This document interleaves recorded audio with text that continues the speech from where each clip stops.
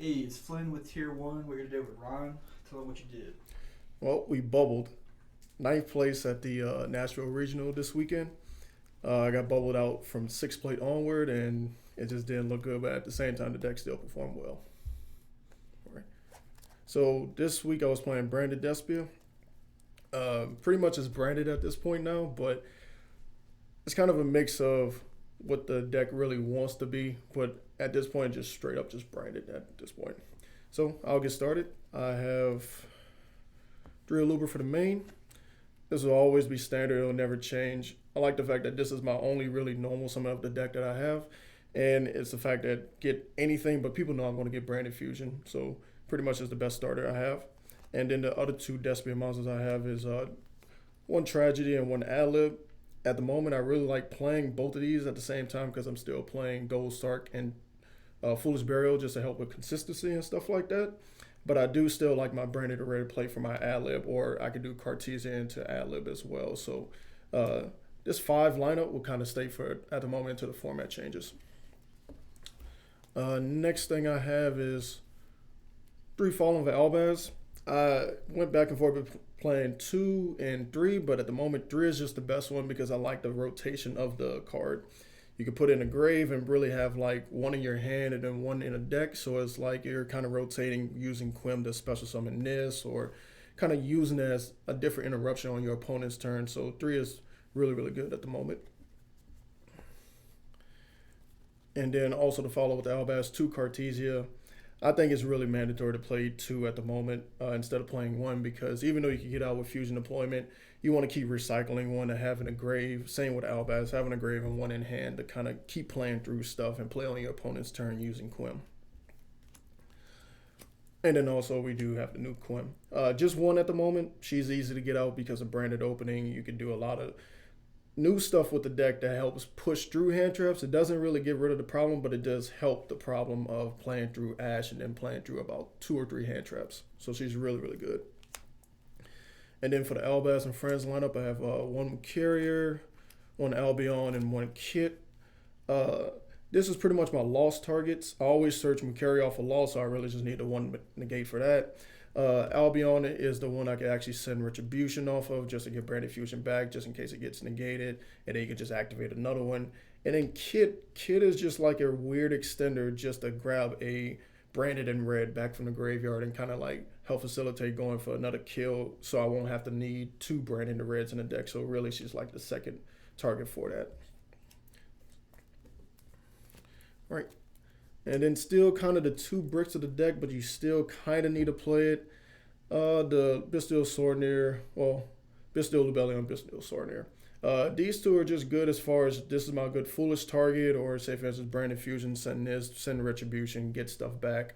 And then Lubellion just helps facilitate getting the Albion in the grave, so he can use that as the end phase fusion effect. And also it helps with a new combo that Quim has with him, so it's really, really good at the moment if you go uninterrupted, but at the same time, it's just mandatory for right now. And then some of the 9-engine I was just playing in the deck was 3 Raidens. I wanted to play this over anything else because of Pearly and because of Super Heavy Samurai. And then also I still wanted to pay respects to Cashtira as well. Just get Kaijuing, the Arias Heart, or Kaijuing one of the Nors or anything else like that. Or say for instance, Baron or any form of disruption is just nice to give them a kaiju, then you can kind of normal summon Albaz and then like make your Lubellion to Mirror Jade. So this worked out pretty okay. Might swap it out for Dro, but at the moment it's still good. The card that helps that pretty much performs the way it really needs to be is Branded Fusion. If you get Ash on Branded Fusion, you just get Ash, but you just still keep playing through it. But this card is still really, really good. I wouldn't even play less. And then to also help, we have 3 branded openings as well. And then, like I said, with Quim, you can actually use Quim to special summon herself off of this card as well. It also helps with the protection effect. Sometimes that does come up. I can send Albion to protect my monsters if I already use this effect to send a trap. So this is still a good starter as well. Also, it helps in the draw phase for Droll or for Effect Veil, or just dodging little hand traps as well, like that. Right. And then we also got 3 fusion deployments.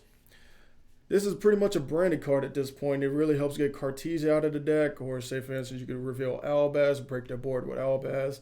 It helps you just push through more stuff, and then it's basically saying you have Poly at the moment, and then you can push through, saying making a Quertus or any other thing, or if your Branded Fusion does get Ash and you have an Albaz in hand, you can actually use Cartesia and Albaz to make the Albion as well. And then the last two branded spells I was playing is Branded Red and Branded Loss.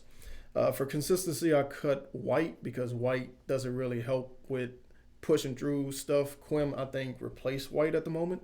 But Branded Loss, mandatory because it's literally the best card in the deck.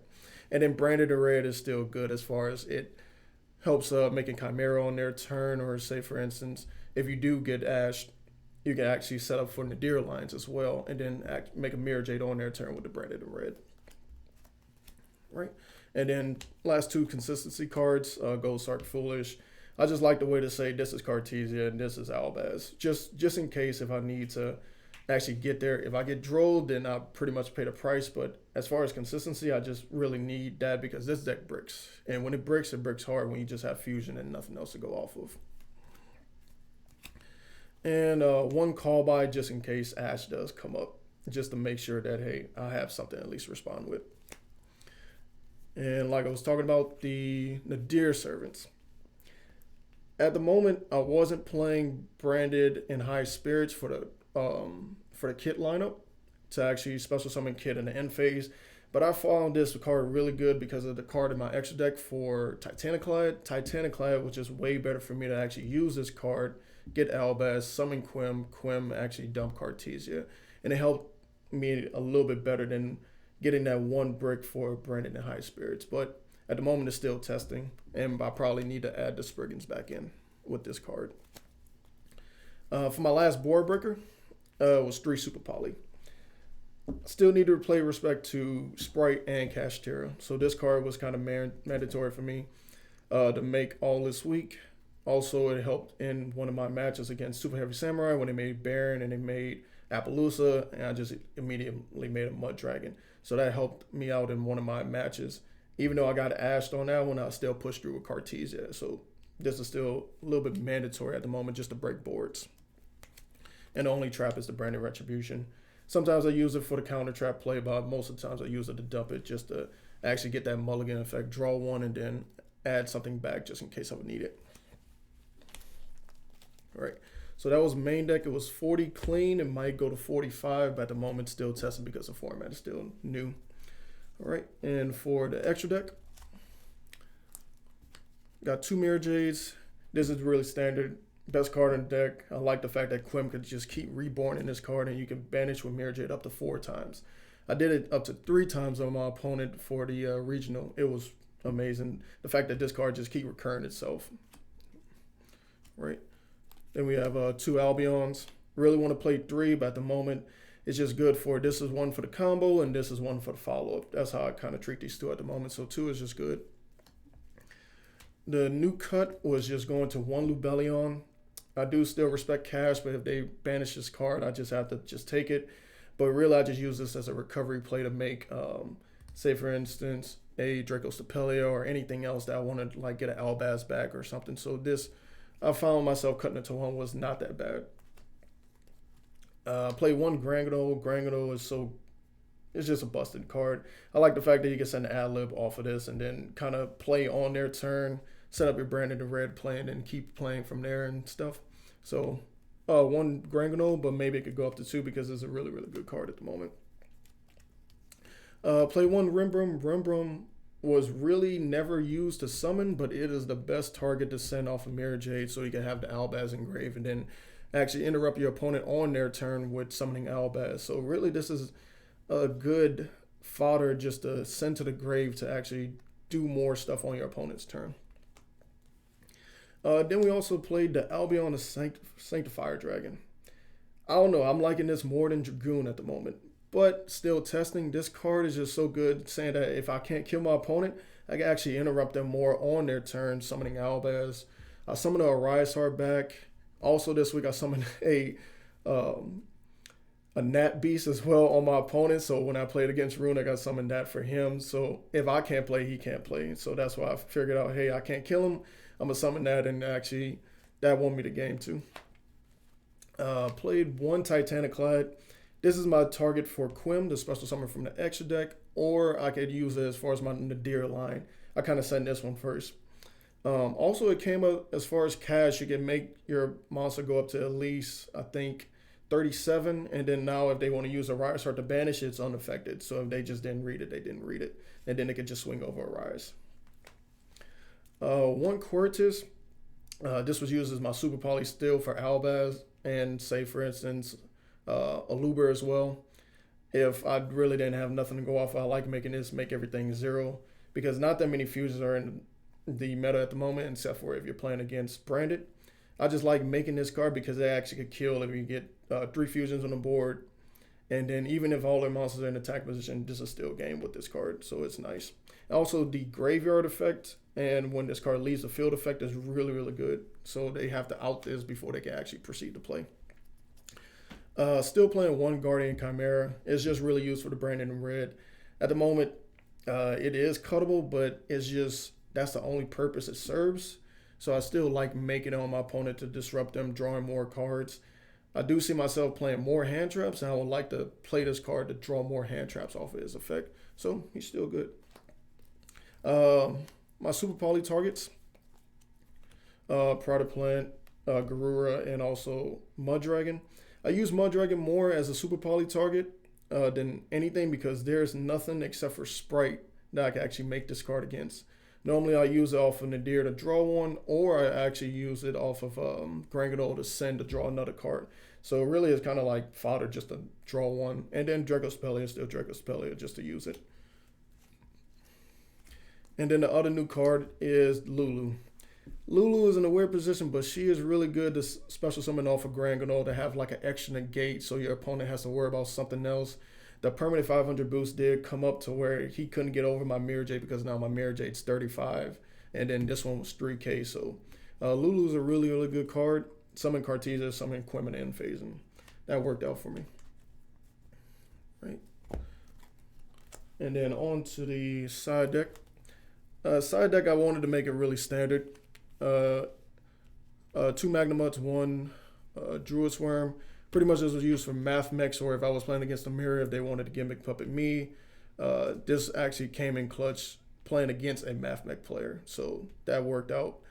So I would kind of keep this lineup as far as if I wanted to have a really good going second card. 3 Droll. Droll is just mandatory right now.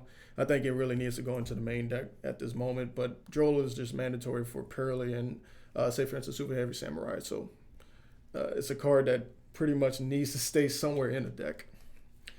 3 Dark Ruler. Dark Ruler was there for if the Super Heavy Samurai board wasn't actually playing the full spell canceller or anything else like that. But I just wanted something to kind of just break that board, make my own board without me using too many cards or resources out of my hand. So Dark Ruler was actually really, really good. 3 Evenly Matched. The Evenly Matched were there for, say for instance, Labyrinth or anything else. I really didn't get to use it during that tournament, but it does come up when it does come up, so I like keeping it aside right now. And then we all know what these 2 cards do. I don't like maining this card because I always lose the dice roll. So really, I like when I know I'm going first, I'm going to side for really game 3 to actually ensure a win. But game 2, maybe it's just really hard to bank your whole hand on summoning this, but then have no follow-up. And then sometimes it never works out for you. But it's still a good card, and everybody respects the card right now. And then the last target, just in case, you can actually send this, make the Sanctified Dragon, and I was going to use it, but it just never comes up. So it was just a test out. This card was okay.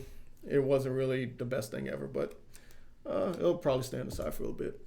All right. So if you could have played any different cards or like played differently, what would like be some major changes that you had, if any? Dragoon does fit somewhere in the deck because really we don't have an out for, getting rid of monsters that's bigger than ours. Pretty much like or make the game a little bit easier where I don't have to wait that many resources on actually destroying my opponent's monsters or like trying to get over my opponent. So Dragoon probably needs to go somewhere. Thinking about more hand traps, but at the moment, just don't know until the ban list comes out. Yeah, fair enough. All right, well, anything else you want to add? No, I had a fun experience at the Nashville Regional. It was really good. Shout out to all my friends in Clarksville, all the goons.